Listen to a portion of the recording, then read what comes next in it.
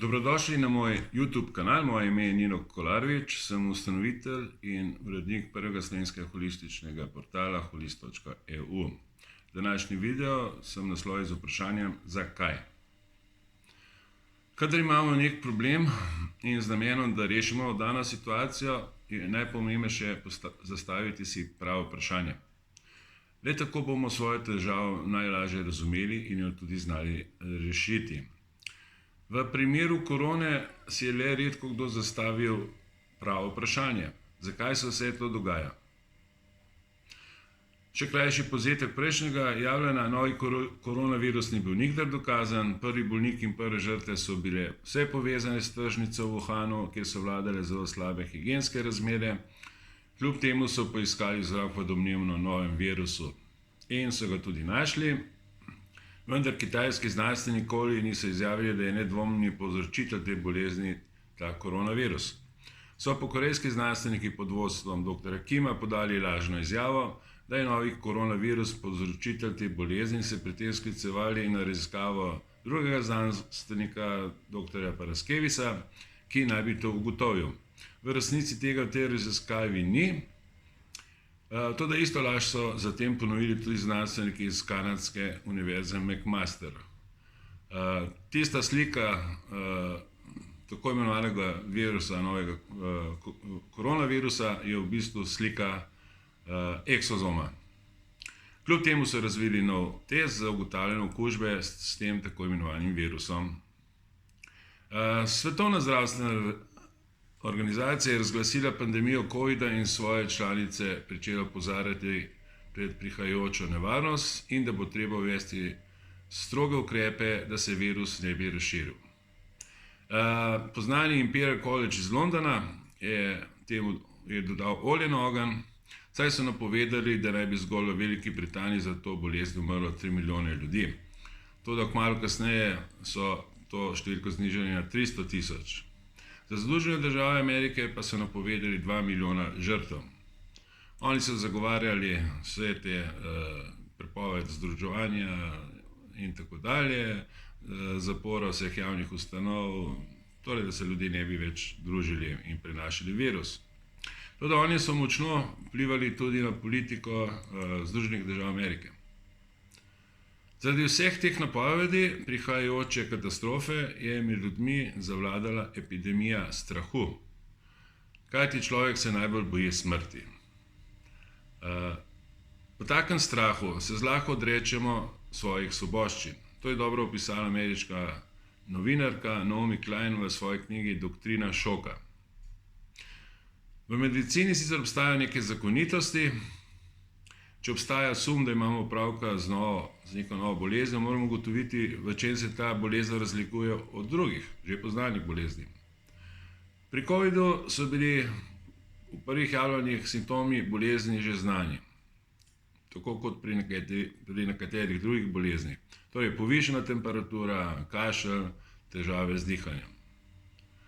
In ti simptomi so bili podobni gripi in določenim respiratornim boleznim. Toda, če kljub temu obstaja sum drugačnosti, potem bi bilo treba obvezno praviti avtopsijo teh umrlih, saj le ta lahko pokaže tisto, kar se razlikuje od drugih bolezni in kar naj bi bilo nekaj povsem novega.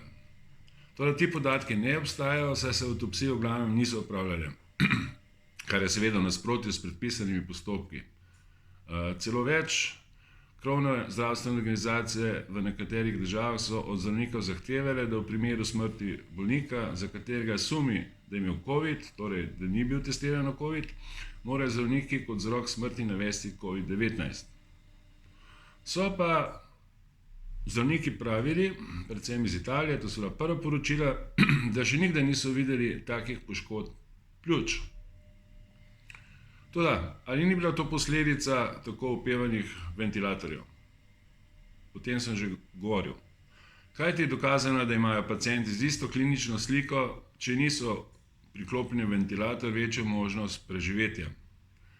Ameriški podatki pravijo, da je kar 9 od 10 pacientov, ki so bili priklopljeni na ventilator, umrlo.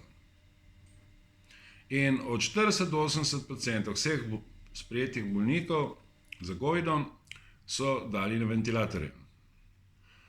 Britanski premier Boris Johnson je zatrjeval, da je COVID preživel zgolj zaradi tega, ker ni dopustil, da ga priklopijo na ventilator. Če so na začetku zdravniki poročali o značilnih simptomih COVID-a, kot sem jih omenil prej, so kasneje poročali še o mnogih drugih, kot so to krvni strdki, lišaji in izpuščaji na koži, slabost, bruhanje, bolečine v nogah in tako dalje. Te krvni strdki, te embolije, tromboze so nastajale zaradi ventilatorjev, kar so poročali tudi iz Nemčije in iz Italije. Je pa newyorški zdravnik Cameron Kyle-Sidel v intervjuju spregovoril o tem, da so se oboleli kljub temu, da so v krvi imeli zelo nizko raven kisika, obnašali povsem netipično. Saj niso imeli težav z govorom in bili so zelo prisebni. Sam meni, da je verjetno celoten pristop do zdravljenja COVID-a povsem zgrešen. Njega so kasneje premestili z oddelka za COVID na drug oddelek. Ta intervju bom kmalu objavil na svoji spletni strani. Vsi vemo, kako je direktor Svetovne zdravstvene organizacije ves čas ponavljal mantro: testirati, testirati, testirati. To da s čim? RT-PCR test, na primer, s strani ameriških zveznih agencij za zdravila FDA in CDC, to je Center za nadzor bolezni, in je nikdar dobil dovoljenje za testiranje na katerikoli virus, kar je skladno z opozorilom, ki ga je pred leti podal tudi izumitelj PCR metode, to je Kary Mullis. Ti testi se lahko uporabljajo le za raziskave in to je tudi zapisano na etiketi izdelovalcev teh testov. Toda dobili so avtorizacijo zaradi izrednih razmer, torej jim ni bilo potrebno dokazati, da so ti testi zanesljivi. Hitri test pa temelji na iskanju protiteles na korono. Ti testi so tudi povsem nezanesljivi, kar je bilo očitno v primeru AIDS-a. Zato se v Italiji dogajalo, da so oboleli en dan bili pozitivni na test, drugi dan negativni, potem zopet pozitivni in tako dalje. Ali pa v primeru brazilskega predsednika Bolsonara, ki je zbolel in je bil 5krat na test negativen, končno pa jim je 6. ali 7. le uspelo najti pozitiven rezultat. Seveda, te stvari so zelo čudne, kajti ti testi so z znanstvenega stališča točni 0%. Zakaj? Ker se ne uporablja zlati standard. Ko se razvija nek novi test, potem moraš to primerjati z nečim, kar je dokazano. Primer. Če se uvaja neki nov test za nosečnost, potem v primeru pozitivnega rezultata večjega števila žensk, se pravi vsaj 100 žensk, počakaš 9 mesecev in če so te ženske rodile, potem je tak test ustrezen. In to je zlati standard.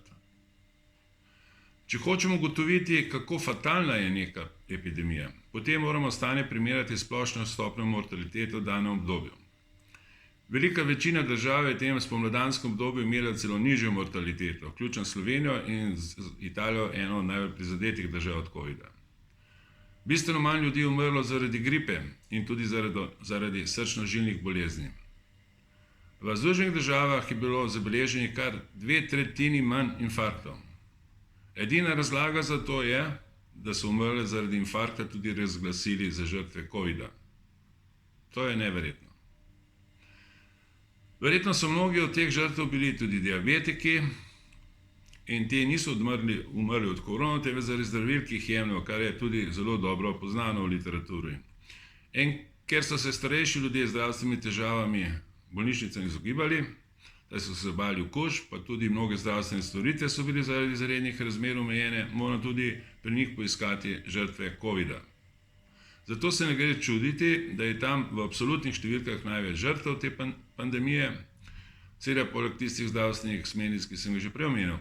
In potem so to laži in dezinformacije strani krovnih zdravstvenih organizacij, naprimer Anthony Fauci, poznani vodja ameriške agencije za zdravje, je v New England Journal of Medicine, ta revija je namenjena le profesionalcem, zdravnikom, zapisal, da je COVID v bistvu oblika gripe.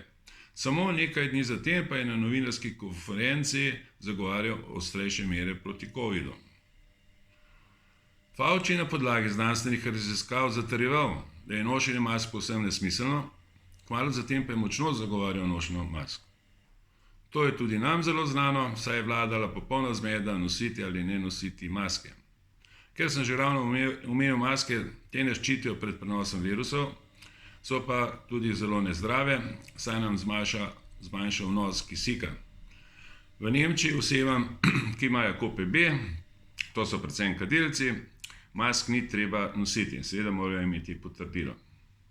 In zdaj smo recimo temu tik pred uvedbo cepiva proti COVID-u. Na podlagi česa temelji razvoj tega cepiva ni jasno, saj virus ni bil nikdar izoliran, kar sem že mnogokrat povedal. Nažalost smo zdaj vsi strokovnjaki za viruse, za COVID. Velika večina ljudi ima o tem recimo svoje mnenje. Toda to mnenje je kreirano strani medijev, tako imenovanih strokovnjakov in politikov. Velika večina mojih prijateljev in znancev ne dvomi o tem, kar nam poročajo mediji. Nihče med njimi si ne zastavi pravih vprašanj, kaj se v resnici dogaja. Na podlagi česa je tako imenovana stroka prišla do zaključkov glede korone, nošenja mask, masovne izolacije. In kaj stoji za tem? Zakaj si noben pomembnejši medij ne poglobi v samo bistvo epidemije? Saj o tem, o čemer sam govorim, govorijo vrhunski zdravniki, mikrobiologi, epidemiologi, virologi.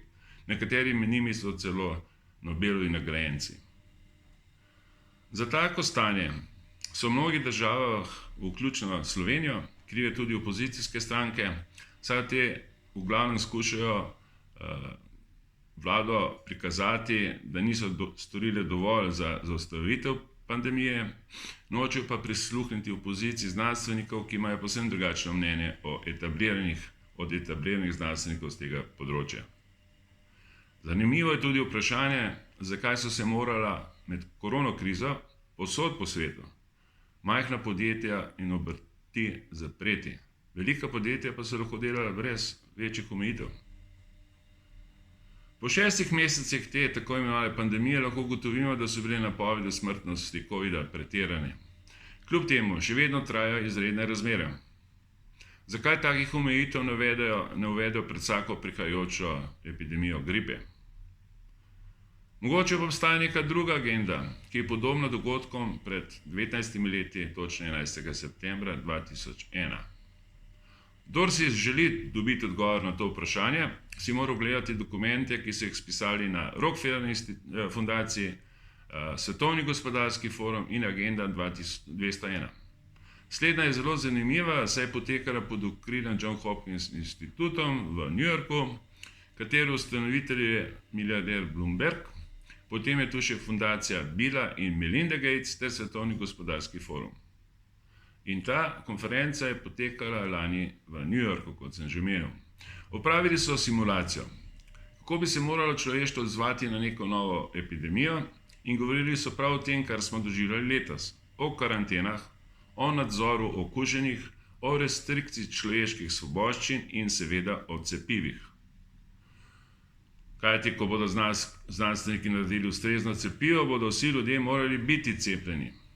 Govori se tudi o tem, kako bo potrebno nadzorovati medije, in sicer z namenom, da se zateje izražanje vseh dvomljivcev. Saj veste, kako se to imenuje, fake news, hibridno vojskovanje, teorije zarote in tako dalje.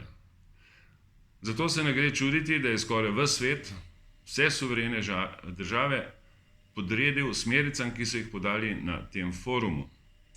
Le peščica držav se je držala lastne politike. In kaj je cilj vseh teh dobrotnikov ala Bill Gates, ki skrbijo za naše zdravje? Odgovor? Globalizem na področju zdravstva. Namesto da bi vsi ti multimilijarderji, tako imenovani filantropi, vsako leto del svojega bogatstva usmerili k izkoreninjenju lakote in izboljšanju higienskih razmer in preskrbo s čisto pitno vodo v nerazvitih državah, kar bi bistveno izboljšalo zdravstveno stanje tam živečega življa, je njihov glavni namen omogočiti cepljenje celega človeštva, po potrebi tudi na silo. To pomeni tudi to, da bodo kmalu nas zahtevali potrdilo, da smo se cepili proti COVID-u. Tako kot se ponekod že danes dogaja, da se od potnikov zahteva potrdilo o opravljenem testu, seveda v negativnem, torej da niso okuženi od koronavirusa. Mogoče bomo to potrebovali pri vsakem potovanju, pri vsakem stopu v letalo, na vlak, tudi na mestni avtobus mogoče. In pri cepivih naletimo na še eno težavo, in sicer mnogi raziskovalci so ugotovili, da ta virus mutira. Ali je res? Ker vsi znanstveniki uporabljajo isto metodo ugotavljanja virusa, torej bližnjico z uporabo RT-PCR testa, potem se ne gre čuditi, če se njihovi rezultati nekoliko razlikujejo od prejšnjih raziskav. Temu pa rečejo mutacija. V zadnjem času so pričeli celo dvomiti, ali gre res za nov koronavirus, saj naj bi se ta obnašal povsem drugače. In če upoštevamo vse te tako imenovane mutacije virusa, potem bo zelo težko ustvariti cepivo. Kot je to težko pri cepivu za gripo, saj naj bi skoraj vsako leto virus gripe mutiral, zato ga morajo vsakič na novo narediti. Zelo zlovešče so izjave, ki jih lahko slišimo mnogih strokovnjakov in politikov, da svet ne bo nikdar več takšen, kot smo ga bili vajeni, da se bomo morali navaditi na novo realnost. In kaj naj bi bila ta nova realnost? Nošenje mask, prepoved velikih zborovanj, obvezno cepljenje, in to ne zgolj za COVID, uradno sledenje prek pametnih telefonov in tako dalje. In tu je še en zelo čuden element. Gospodarske napovedi so zelo pesimistične, in to za ves svet. Sedanjo gospodarsko krizo primerjajo s tisto iz 30 let prejšnjega stoletja. Toda vrednost delnic po vsem svetu nenehno naraščajo. Kako je to mogoče? Lahko pa spremljamo, kako je velik kapital pričel kupovati nepremičnine, recimo v turistično atraktivnih krajih, saj je prav ta gospodarska panoga med najbolj prizadetimi. Zaradi krize s COVID-om države tiskajo ogromne količine denarja, ki se steka predvsem nazaj k bogatim. Zato ti zdaj razpolagajo s še večjim kapitalom kot prej. In oni bodo pokupili vse tisto vredno, seveda za majhne denarce. Saj si manj premožni ne more več privoščiti posedovati kakšno nepremičnino. Priča smo tektonskim premikom v svetu. In mi, ki tako čislamo materialne dobrine, denar, se temu ne bomo uprli, kajti s COVID-om so nam možgane oprali do konca. Hvala.